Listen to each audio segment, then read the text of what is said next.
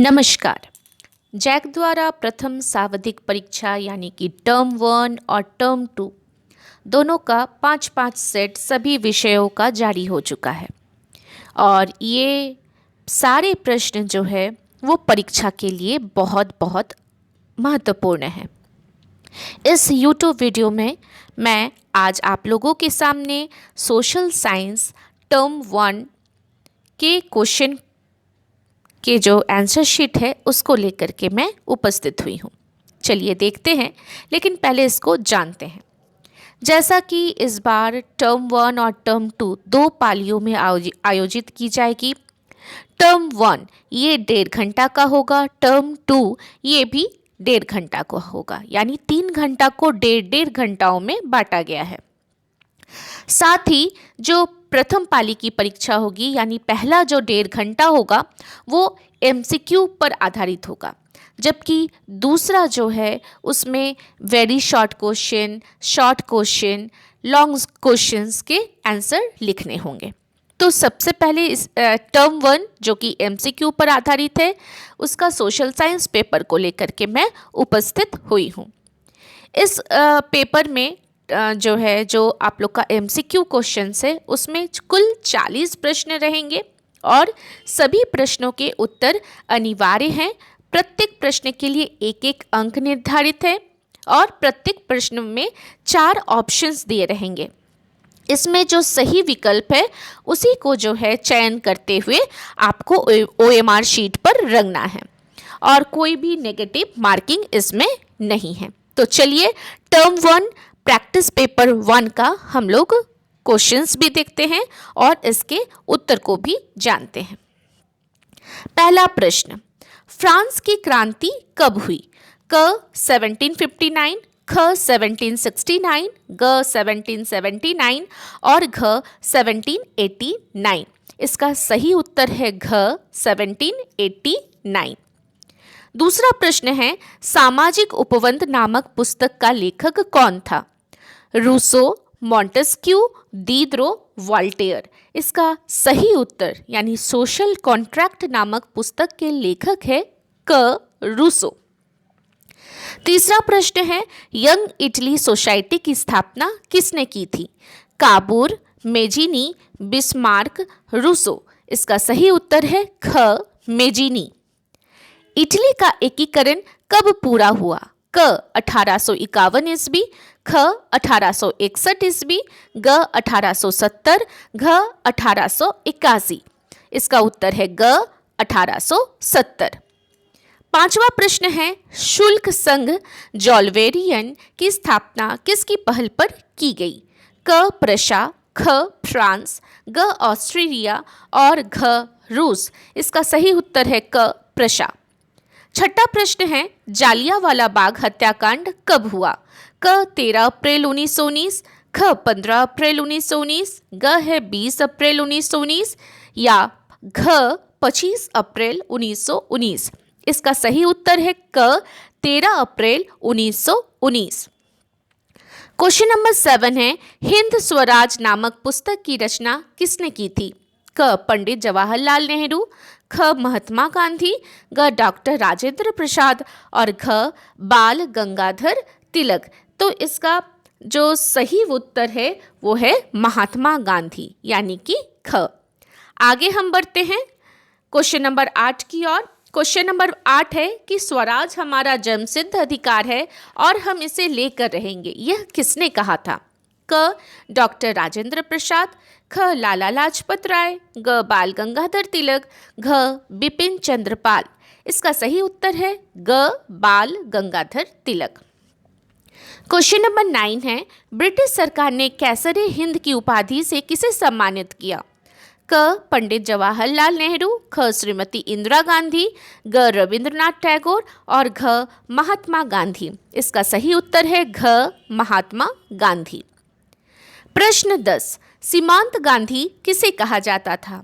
क महात्मा गांधी, ख श्रीमती इंदिरा गांधी, ग अब्दुल गफ्फार खां और घ है पंडित जवाहरलाल नेहरू। तो इसका सही उत्तर है ग अब्दुल गफ्फार खान। प्रश्न 11, बच्चों जो है ये जो क्वेश्चन है 10 प्रश्न जो है वो इतिहास से संबंधित थे। अब जो है भूगोल विषय से संबंधित क्वेश्चन है। क्वेश्चन नंबर 11, उत्पत्ति के आधार पर संसाधन कितने प्रकार के होते हैं? क 2, ख 3, ग 4, घ इनमें से कोई नहीं। इसका सही उत्तर है क 2। प्रश्न 12, पंजाब में भूमि निम्नीकरण का निम्नलिखित में से मुख्य कारण क्या है? क गहन सिंचाई, ख अधिक सिंचाई, ग वनोन्मूलन, घ पशु चारण। इसका सही उत्तर है ख अधिक सिंचाई। प्रथम पृथ्वी सम्मेलन का आयोजन किस वर्ष किया गया? क 1992 ईस्वी, ख 1997, ग 2005 और घ 2012। तो बच्चों ये जो प्रथम पृथ्वी सम्मेलन है ये ब्राज़ील में हुआ था, रियो डी जेनेरियो शहर में, और ये वो साल था 1992। तो इसका सही उत्तर होगा क 1992। प्रश्न 14 है, किस राज्य में काली मृदा मुख्य रूप से नहीं पाई जाती है? इस प्रश्न पर आप गौर करेंगे कि यहाँ उस जगह का नाम बताना है जहाँ पर काली मृदा मुख्य रूप से नहीं पाई जाती है। तो महाराष्ट्र में पाई जाती है, गुजरात में पाई जाती है। इसका सही उत्तर क्या होगा? घ राजस्थान। 15, इनमें से कौन सी टिप्पणी प्राकृतिक वनस्पति जात और प्राणी जात के ह्रास का सही कारण नहीं है? क कृषि प्रसार, ख बृहत स्तरीय विकास परियोजनाएं, ग पशु चारण और ईंधन लकड़ी एकत्रित करना, घ तीव्र औद्योगिकरण और शहरीकरण। इसका सही उत्तर है ग पशुचारण और ईंधन लकड़ी एकत्रित करना। प्रश्न 16, बाघ परियोजना की शुरुआत किस वर्ष हुई?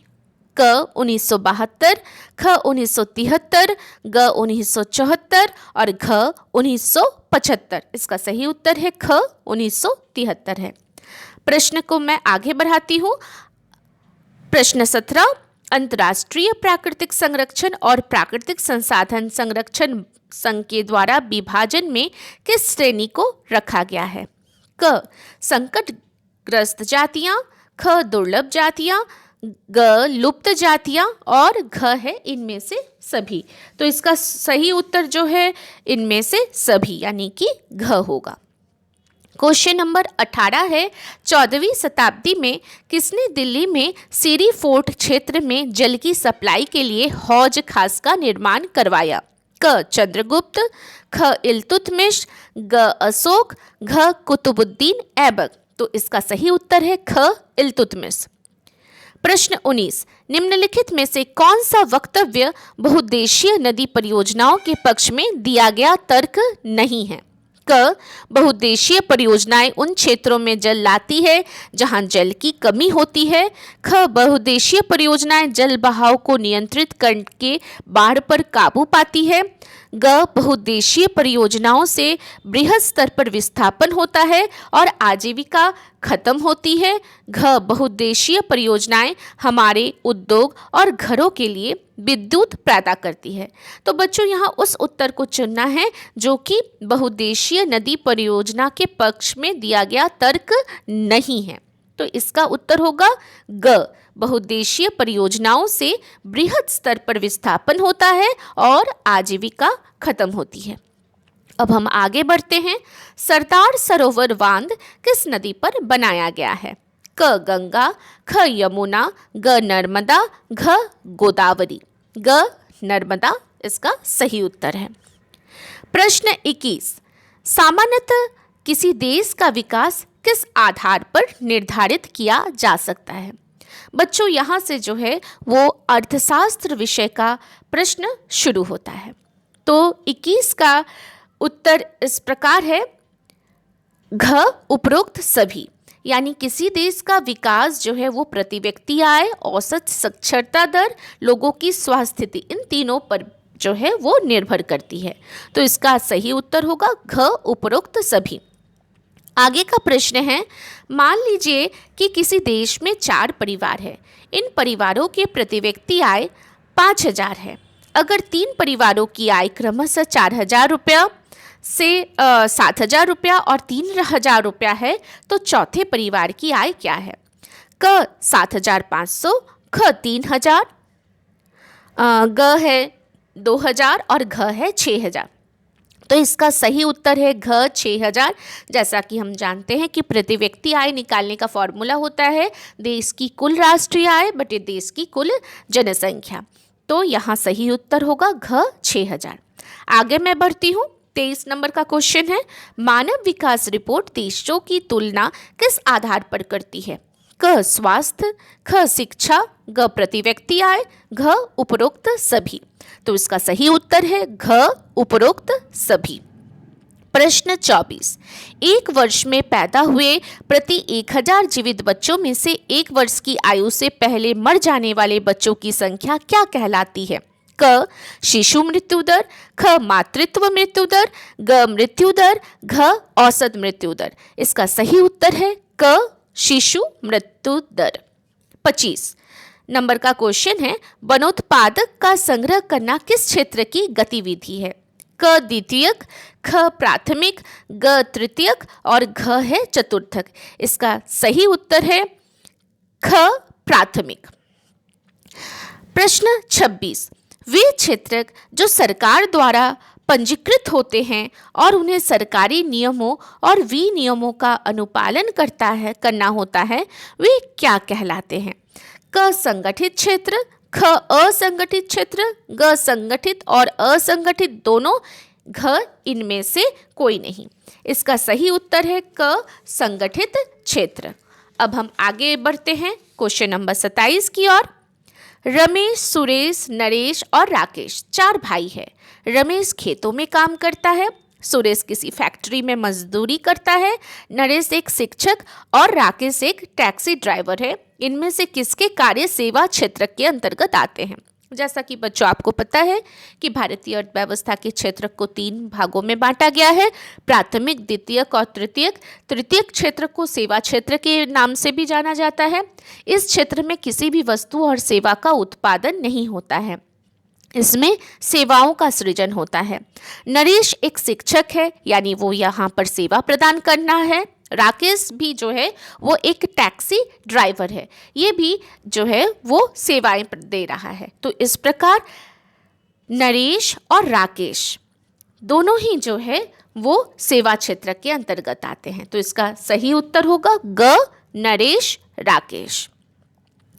28 नंबर का क्वेश्चन है, रोहन एक अकुशल बेरोजगार युवक है। वो रोजगार की गारंटी देने वाली सरकारी योजना मनरेगा के तहत अपना पंजीयन करवाता है। रोहन को वर्ष में कितने दिनों के रोजगार की गारंटी मिलेगी? क 200, ख 365, ग 100 और घ 250। तो इसके तहत क्या सही उत्तर होगा? इसका उत्तर होगा ग 100। 29 का क्वेश्चन है, एक खेत में लक्ष्मण और उसके परिवार के 4 व्यक्ति काम करते हैं, जिसमें सालाना 20 क्विंटल गेहूं का उत्पादन होता है। लक्ष्मण के चचेरे भाई करण ने 1 वर्ष तक लक्ष्मण और उसके परिवार के साथ मिलकर कार्य किया, परंतु उस वर्ष कुल उत्पादन में कोई वृद्धि नहीं हुई। करण की परिस्थिति को किस श्रेणी में रखा जाएगा? क मौसमी बेरोजगारी, ख प्रच्छन्न बेरोजगारी, ग शहरी बेरोजगारी, घ शिक्षित बेरोजगारी। इसका सही उत्तर होगा ख प्रच्छन्न बेरोजगारी, यानी जब आवश्यकता से अधिक लोग लगे हुए हो लेकिन उनकी जो उत्पादकता में योगदान है वो 0 के बराबर हो। तो यहाँ हम क्या देख रहे हैं कि करण काम तो कर रहा है लेकिन उसका उत्पादन में कोई योगदान नहीं है। उत्पादन जो है सालाना 20 क्विंटल ही हो रहा है। तो इसके जो है हम प्रच्छन्न बेरोजगारी के श्रेणी में रखते हैं। तो इसका सही उत्तर होगा ख प्रच्छन्न बेरोजगारी। प्रश्न संख्या 30 है, अर्थव्यवस्था में प्रत्येक क्षेत्र के अंतिम उत्पाद की ही गणना क्यों की जाती है? क बेरोजगारी से बचने के लिए, ख दोहरी गणना की समस्या से बचने के लिए, ग अधिक लागत की समस्या से बचने के लिए, घ इनमें से कोई नहीं। इसका सही उत्तर होगा ख दोहरी गणना की समस्या से बचने के लिए। तो यहाँ पर जो है अर्थशास्त्र के प्रश्न जो है यहीं पर समाप्त होते हैं। प्रश्न संख्या 31 जो है ये नागरिक शास्त्र का प्रश्न है। सत्ता की साझेदारी के संबंध में निम्न में से कौन कथन असत्य है? क, सत्ता की साझेदारी लोकतंत्र के लिए लाभकर है। ख, इससे सामाजिक समूह में टकराव का अंदेशा घटता है। ग, यह अस्थिरता एवं आपसी फूट को बढ़ाती है। घ, सत्ता में लोगों की भागीदारी बढ़ाती है। तो इसका सही उत्तर होगा ग, यह अस्थिरता एवं आपसी फूट को बढ़ाती है। प्रश्न 32, निम्न में से कौन बेल्जियम का एक भाषाई समूह नहीं है? क, फ्रेंच, ख, स्पेनिश, ग, डच और घ, जर्मन। इसका सही उत्तर है ख, स्पेनिश। प्रश्न 33, स्वतंत्र राष्ट्र बनने के बाद श्रीलंका में किसे राजभाषा घोषित किया गया? क, तमिल, ख, हिंदी, ग, पाली, घ, सिंहली। इसका सही उत्तर है क, तमिल। प्रश्न संख्या 34, श्रीलंका स्वतंत्र राष्ट्र कब बना? क, 1945, ख, 1946, ग, 1947 और घ, 1948। तो श्रीलंका जो है वो 4 फरवरी 1948 को स्वतंत्र राष्ट्र बना। तो इसका सही उत्तर क्या होगा? घ, 1948। चलिए बढ़ते हैं प्रश्न संख्या 35 की ओर। निम्न में कौन संघवाद की एक विशेषता नहीं है? क, यहाँ सरकार 2 या अधिक स्तरों वाली होती है। ख, अलग अलग स्तर की सरकार एक ही नागरिक समूह पर शासन करती है। ग, विभिन्न स्तरों की सरकारों के अधिकार क्षेत्र संविधान में स्पष्ट रूप से वर्णित नहीं होते हैं। घ, अदालतों को संविधान और विभिन्न स्तरों की सरकारों के अधिकारों की व्याख्या करने का अधिकार है। तो इसका सही उत्तर होगा ग, विभिन्न स्तरों की सरकारों के अधिकार क्षेत्र संविधान में स्पष्ट रूप से वर्णित नहीं होते हैं। प्रश्न संख्या 36 है, निम्न में कौन भारत की अनुसूचित भाषा के रूप में शामिल नहीं है? क, अरबी, ख, मैथिली, ग, संथाली, घ, असमिया। इसका सही उत्तर है क, अरबी। निम्न में कौन सुमेलित नहीं है? क, राज्य सरकार राज्य सूची, ख, केंद्र सरकार संघीय सूची, ग, केंद्र और राज्य सरकार समवर्ती सूची, घ, स्थानीय सरकार अवशिष्ट अधिकार। तो इसका सही उत्तर है घ, स्थानीय सरकार अवशिष्ट अधिकार। प्रश्न 38, भारत में विकेंद्रीकरण के संबंध में कौन सत्य है? क, अब स्थानीय स्वशासी निकायों के चुनाव नियमित रूप से कराना संवैधानिक बाध्यता नहीं है। ख, वास्तविक विकेंद्रीकरण की दिशा में एक बड़ा कदम 1992 में उठाया गया। ग, कम से कम 1/4 पद महिलाओं के लिए आरक्षित है। घ, पंचायत और नगरपालिका चुनाव कराने के लिए राष्ट्रीय चुनाव आयोग नामक स्वतंत्र संस्था का गठन किया गया है। इसका सही उत्तर जो है वो है ख, वास्तविक विकेंद्रीकरण की दिशा में एक बड़ा कदम 1992 में उठाया गया। अगला प्रश्न की ओर बढ़ते हैं। प्रश्न संख्या 39, निम्न में से कौन सुमेलित नहीं है? क, वर्ग विशेष के हित समूह, किसी विशेष तबके या समूह के हितों को बढ़ावा देने वाले संगठन। ख, राजनीतिक दल, ऐसा संगठन जो राजनीतिक सत्ता पाने की गरज से लोगों को लामबंद करता है। ग, आंदोलन, किसी सामाजिक समस्या के समाधान के लिए चलाया गया एक ऐसा संघर्ष जिसमें सांगठनिक संरचना हो भी सकती है, नहीं भी। दबाव समूह, राजनीति में सीधे भाग लेते हैं। इसका सही उत्तर है ख, राजनीतिक दल, ऐसा संगठन जो राजनीतिक सत्ता पाने की गरज से लोगों को नामबंद करता है। अंतिम प्रश्न की ओर बढ़ते हैं। प्रश्न संख्या 40, निम्न में से कौन सुमेलित नहीं है? क, नर्मदा बचाओ आंदोलन, एक मुद्दे पर आधारित आंदोलन। ख, खाद्य विक्रेताओं का संघ, दबाव समूह। ग, तृणमूल कांग्रेस राजनीतिक दल। घ, श्रीलंका संघात्मक शासन प्रणाली। इसका सही उत्तर है घ, श्रीलंका संघात्मक शासन प्रणाली। तो ये सारे जो थे वो सोशल साइंस फर्स्ट टर्म के क्वेश्चन आंसर हैं। उम्मीद है कि आपको ये वीडियो जो है वो लाभकारी होगा और मैं जल्द ही और भी वीडियो लेकर के उपस्थित होंगी। धन्यवाद।